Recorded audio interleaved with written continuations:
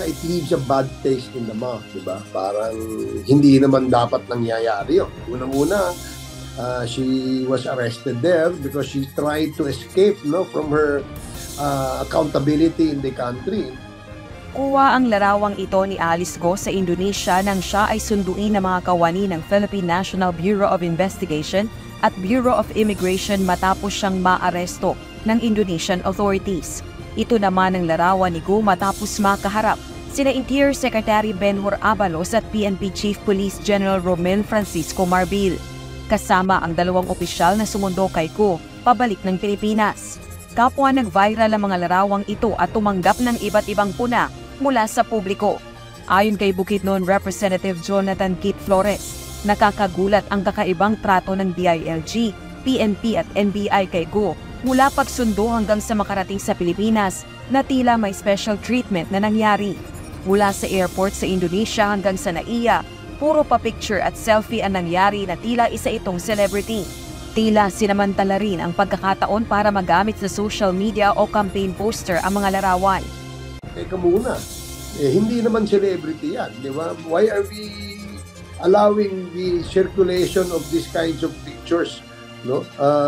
Hindi naman dapat to pinopost sa mga ganyan dahil nga hindi naman yan celebrity. No? Kung yan ay mga totoong photos.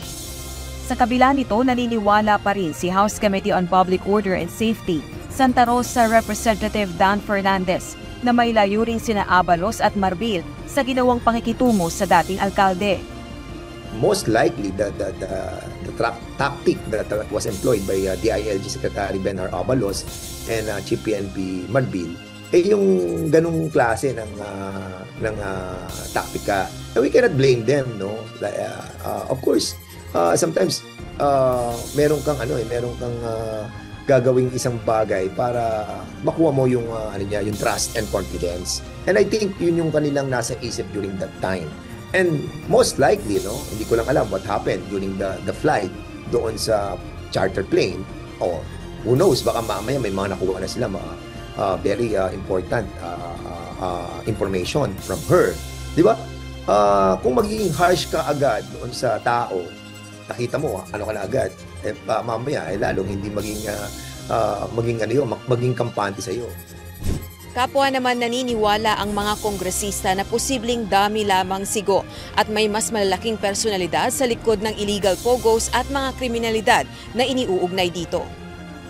Ang House Quadruple Committee o Quadcom na pinamumunuan ni Representatives Barbers at Fernandez ang nag-iimbestiga sa posibleng ugnayan ng illegal pogos, illegal drug trade at extrajudicial killings sa anti-drug war ng Duterte administration.